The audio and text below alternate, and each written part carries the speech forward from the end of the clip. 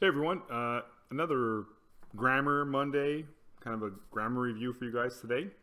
Um, so today, yeah, it definitely was something you probably seen over the years of your education, but one kind of review on the way out about sentences. And yeah, so we're off we go. We'll get this one done. There'll be a sheet for you to do on the website, and you can look at last week's to see how you did as well.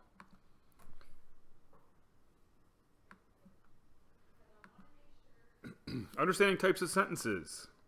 Firstly, what is a sentence? A sentence is a group of words which expresses a statement, question, command, or wish. More esoterically, you might say a sentence is a complete thought.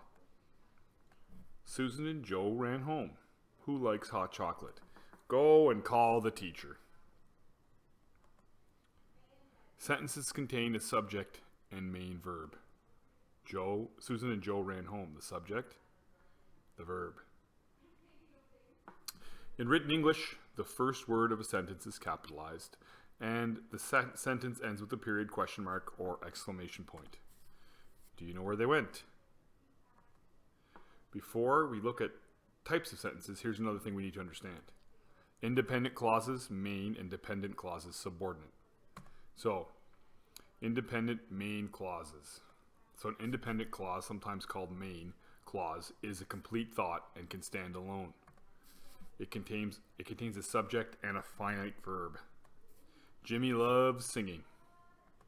Subject, verb. Dependent subordinate clauses. Dependent clause, a subordinate clause, is not a complete sentence and cannot stand alone. Dependent clauses modify or give additional information about the main clause. When he finished talking, he sat down. So the first part of that is a dependent clause. When he finished talking, right? The sentence is he sat down. That's the important part of what happened. When he finished talking refines that and tells us a little bit more information. So, can you identify whether the following underlying clauses are independent or subordinate clauses? So, press pause and give yourself a second, go through those. And you're back. While opening the door, Susan tripped. So Susan tripped is so that's the subordinate right there, while opening the door. Because she is unwell, Jade doesn't want to sing. Independent. So Jade doesn't want to sing is independent. I was sent home is independent, as I forgot my homework. John, who loves chocolate, ate the cake. So that's subordinate. That's the subordinate part. All right. Right now we can move on to 4 types of sentences. Simple, compound, complex, compound, complex sentences. Simple sentences is an effectively an independent clause. It contains a subject and a finite verb. Owls hunt at night. My mother cooks dinner. Mark goes to the gym and works out every day. Sally and I love singing along to Frozen. Mr. Albert waited for the train. Jim and Toby arrived before lunch and left soon after. Things to note about simple sentences. They can contain compound subjects. Jack and Jill went up the hill. They can contain compound verbs. Ben ate and drank at dinner. They do not contain subordinate clauses or more than one main clause.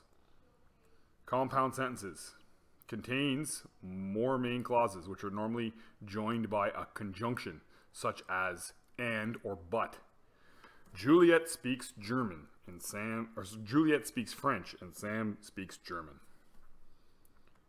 The first independent clause, the second independent clause, the coordinating conjunction in between.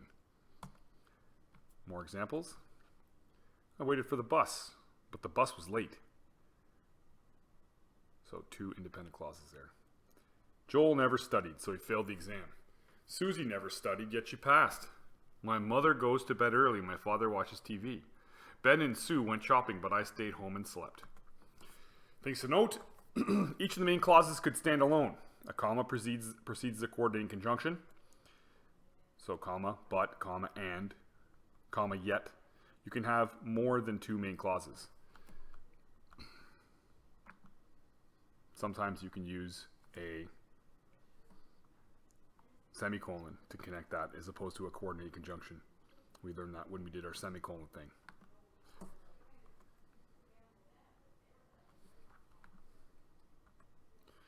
I like pizza, and Joe likes burgers, but Zach only likes sweet things.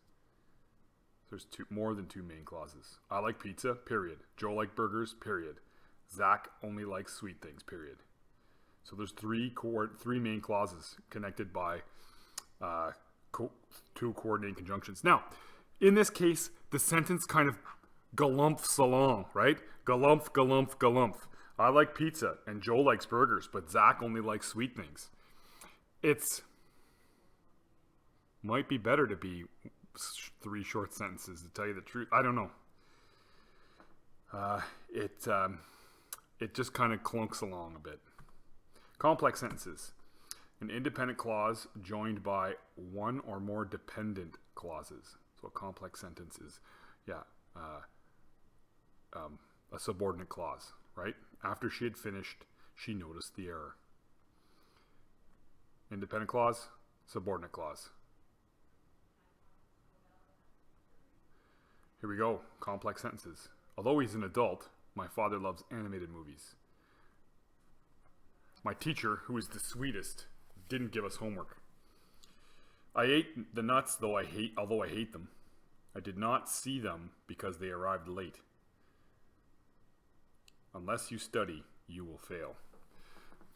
So in each of these cases, right, there's a main clause and an independent clause and a subordinate clause. Things to know about complex sentences. A complex sentence always has a subordinator, such as because, since, after, although, when, and many others, or a relative pronoun, such as that, who, or which. If the subordinate clause comes after at the start, a comma is required afterwards. As she was unwell, Beth went home. Compound complex sentences. Hoo-wee! A compound complex sentence is made from two or more independent clauses and one or more dependent clauses. Now we're getting into Conrad level of complexity here. As the teacher shouted, one student cried and the other one laughed. Independent clauses, one student cried, the other one laughed. Subordinate clause. More examples of compound complex sentences. Although I don't generally like animated movies, I rented Frozen, and I loved it. Sophie, who is my sister, passed her exam, but she didn't get into college. Jenny bought a new hat, which was bright red, and she wore it to the party. I ate the meal, even though I'm allergic to seafood, but I paid for it later. So each of these sentences as well, the meaning of the sentence changes by the time you finish reading it. So it kind of also galumps along a little bit. It's okay. It's good to use these sentences for sure. But when you're trying to get to be at your absolute clearest, I would recommend shorter and simpler sentences. I think they can be more effective.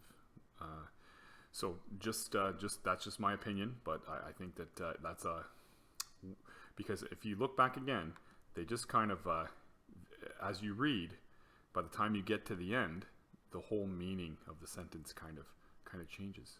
I ate the meal, even though I am allergic to seafood, but I paid for it later.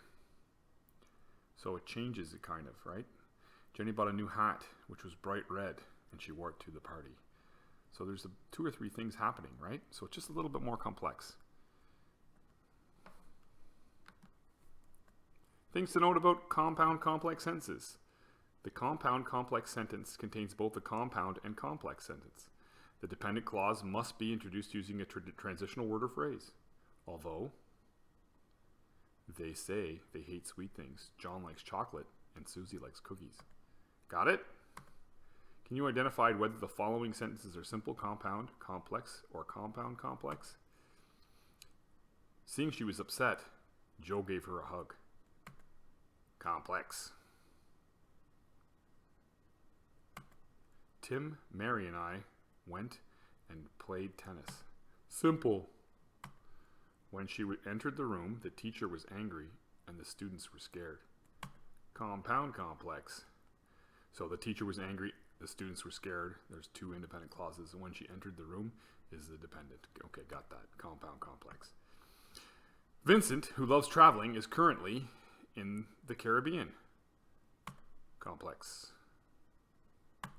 Joseph loves peanut butter, and I love jelly. Compound. So, compound, two sentences. Complex, one sentence with a independent clause. Perfect. So to recap, a simple sentence is effectively an independent clause. It contains a subject and a main verb. A compound sentence contains two or more main clauses, which are normally joined by a conjunction such as and or but or yet. And a complex sentence has an independent clause joined by one or more dependent clauses. And a compound complex has both. Is made from two or more independent clauses and one or more dependent clauses. The end. So, like I said, you guys have read Heart of Darkness, and you've read Life of Pi. And Life of Pi, you see that Ian Martel is a master of short sentences. The ship sank. Right? These are short sentences, and they're pretty effective. Conrad, his sentences kind of clunk along a little bit, right? It's like a slinky going downstairs. So you read it, and by the end, it kind of changes, or you have to you have to keep the meaning of the sentence in your mind until the end, and then by the end, it kind of it recolors the whole thing. So, anyways, that's just something to think about when you're writing, and sometimes simplicity is the best thing. But it's good to know how to do both. All right, so there's a couple sheets for you on the website. Thanks a lot. See you later.